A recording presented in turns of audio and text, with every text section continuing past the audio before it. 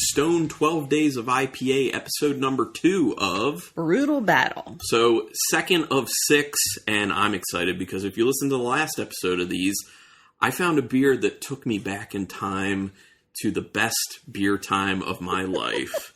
And I'm hoping to recapture that in some more of these episodes, but I'm not going to, I'm not going to... It's not going to happen every episode. Yeah. I'm not going to expect it. But the first beer that we're going to end up doing for this one is one that I do remember enjoying because we have had this a long, long time ago. I am surprised that it kind of still is kicking around. So I guess I should just get right into it and tell people what it is. This is the Stone Go-To IPA, which is their Session IPA. This came out during the heyday of Session IPAs.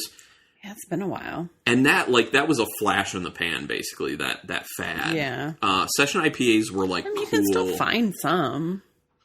Not a lot that actually call them Session IPAs, but that whole moniker was something that was popular probably for a solid year, maybe a little bit longer than that, and then it was kind of gone. It was kind of like black IPAs, aka Cascadian Dark Ales. Same thing. Those were really hot for a year or so, and then they were for the most part gone. So not a lot of Session IPAs still hanging around, but this is one of them. So hopefully it's still quite good. Again, Stone's Go-To IPA, Session IPA, 4.7% alcohol. Okay. So let's see. And like I said, I remember liking this before, but that has also been a long time. When was the last time you had this? I mean, if you want, I could look it up on Untapped. I could. Yeah, you could. But it is also a possibility that I wasn't even checking into Untapped at that point. Oh, you think it was that long? You've been using Untapped for a long time. Yeah, I have. I think since... I don't know why I remember this, but I think since 2011, I want to say. Wow. And you're good with that. I go through phases. Yeah, talk about the color and everything, and I'll look that up. Yellow-orange. More yellow. All right, Stone Go-To. Okay, I do have it checked in on here. My rating was 2014. A little over 9 years ago, because it was in June of 2014. So not far from 10 years ago is when I had this beer. So yeah, this is an old recipe, really. Okay, yeah. Anyway. I said yellow-orange. Beautifully clear. Yeah. Love to see it. Very excited by that. Nice vibrant nose. Really? I feel like it's a little light. Yeah, it's kind of light. Shirt. It does smell kind of light and refreshing, but I feel like I get a good hop character on there. I mean, yeah. A little, very slight pininess going on, but a lot of tropicality at play. I'm getting a lot of orange. I see orange. Yeah, I guess not tropicality. Orange grapefruit is kind of primarily what I'm getting. Yeah. Yeah. Citrus and a slight pine. Uh-huh. And that's kind of all I'm getting. Yeah, if they haven't changed the recipe really, it would probably be those types of popular hops that are just citrusy and piney. So this is good. I mean, it's light. Yeah, it's definitely light. But that's kind of what you can expect from a Session IPA. But you get it's pretty good. It tastes like it smells with the citrus notes. There's a pretty decent bitterness. Yeah. It's almost a little too bitter for me. Yeah. It's pretty bitter. I'm down with it, but that's kind of that's something that Stone's kind of been known for, being pretty bitter because they went hard on the hopping.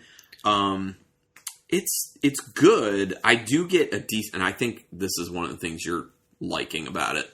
I get a decent amount of grain bill taste on the end of it, which isn't very typical of Session IPAs. A lot of the times it's kind of just has been hop water, where it's just all the great floral or citrusy or piney, whatever notes of the hops, and not a whole lot of grain bill you can taste. But the end of each sip, lots of grain bill you can taste. I like this. What do you like it? Yeah, I do. I mean, for what it is, 4.7%, it's decently hoppy. It's got a nice bitterness to it. It's pretty clean and refreshing. It definitely has a lot more flavor than most Session IPAs I've had more recently. I like the idea of a Session IPA, but I also want my beer to have flavor, which is kind of why I don't love this style traditionally. Yeah. There's a little bit of like a hay note to it. It's almost kind of like with the body and how refreshing it is and a little bit of the flavor profile, it's almost like it's slightly a lager. Like it feels like it tastes like it's kind of this like ale lager hybrid in a sense. But yeah, I mean, I like it. I don't think it's like the best thing ever. Like this is not better than the delicious double IPA, but no, definitely it is good. What was the other one we had in the last episode? The Never Ending Haze, which not I like this better than the Never Ending Haze. Oh yeah, okay, by far. So the next beer we have is Lemon Shark. This is their 27th anniversary beer that they put in the pack. 27th anniversary double IPA. It's a double IPA with white grape skins and 9.6%. Yeah. So again, what we've been doing, we're pairing a very low ABV with a very high ABV. So this was, I think, the second highest ABV beer in the pack. White grape skins. Yeah. You can see that there's like, if you can see it in the light, tons of sediment in there. I assume that's what's left over from the grape skins. Very interesting. Yeah. I mean, we'll see how it goes. I'm glad it's white grape skins and not red, because red would make it pretty bitter and tannic. Yeah. Huh. This could be very interesting. Or it could be terrible. It could be terrible. Let's find out. And then the ABV, interesting. Well, it's very hazy because all that sediment we were talking about that was in there. It's pretty yellow. But when I pulled this beer out, all that sediment was just chilling in the bottom, and then it just got stirred up.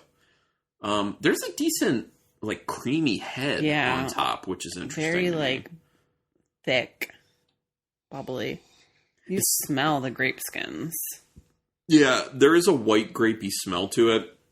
I get a lot of resiny notes on the nose, which makes sense because it's a double IPA. I just can't get past the grape. It's like so grapey to me. It smells pretty boozy though too. Yeah, like I'm definitely perceiving that 9.7, 9.6. I'm definitely perceiving all that 9.6.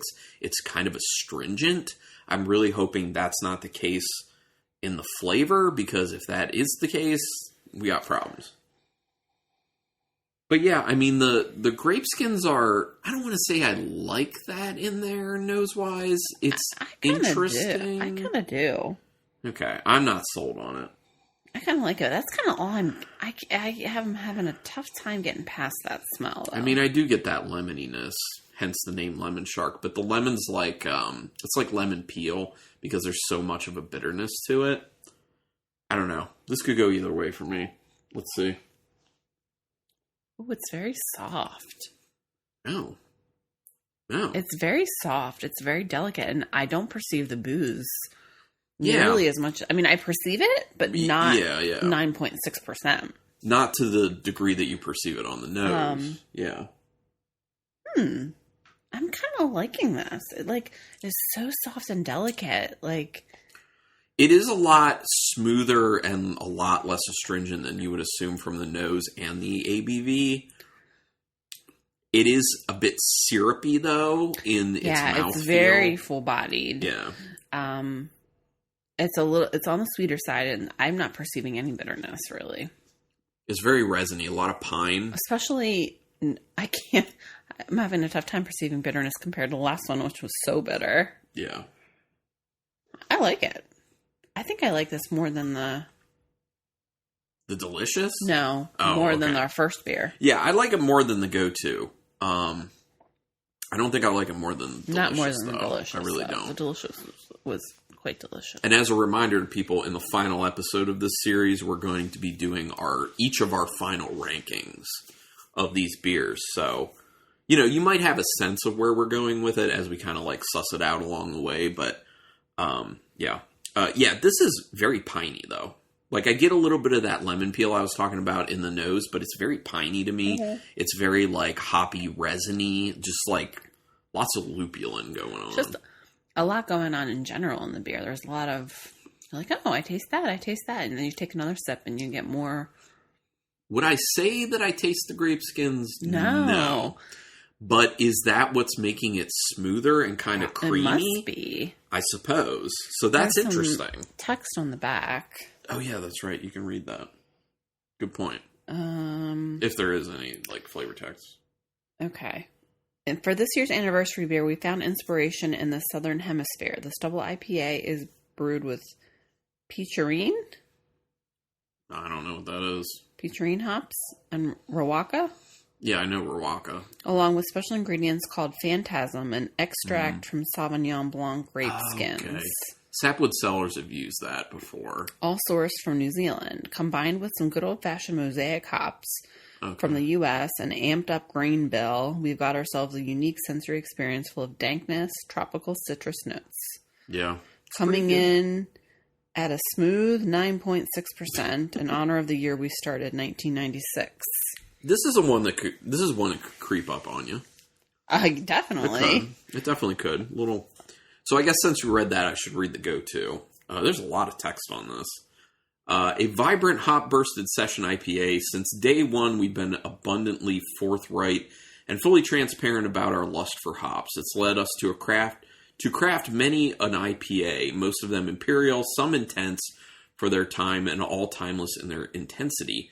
For Stone Go-To IPA, we are embracing our hop obsession in a new way, funneling an abundance of lupulin-born bitterness, that's there, into a session IPA, delivering all the fruity, piney character of a much bigger IPA. To accomplish this, we employed hop bursting, a technique wherein an irrational amount of hops is added during the final phase of the brewing process to coax out extreme flavors and aromas while also imparting a burst of desirably pleasant bitterness.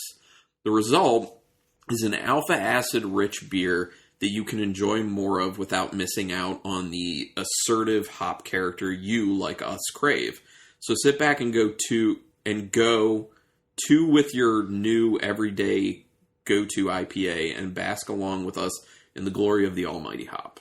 Oh, a lot. Yeah, it is way too much flavor text on there. Yeah. Way too much. Nobody was going to read all that. But we did. So besides us. I don't remember. I don't think there was any flavor text on the beers in the first one. But then again, it's been a few weeks since we actually recorded that. Yeah. So maybe there was, and maybe we didn't read it, or maybe we did read it. I don't even remember. Listeners, you probably know, but you know. Anyway, two very different beers. Okay, so are you liking this episode or the last episode more? I don't know. When you factor in both the beers, I think this episode's probably better. But for me, I got to go with the last one being a better episode just because that Delicious was so awesome. Yeah.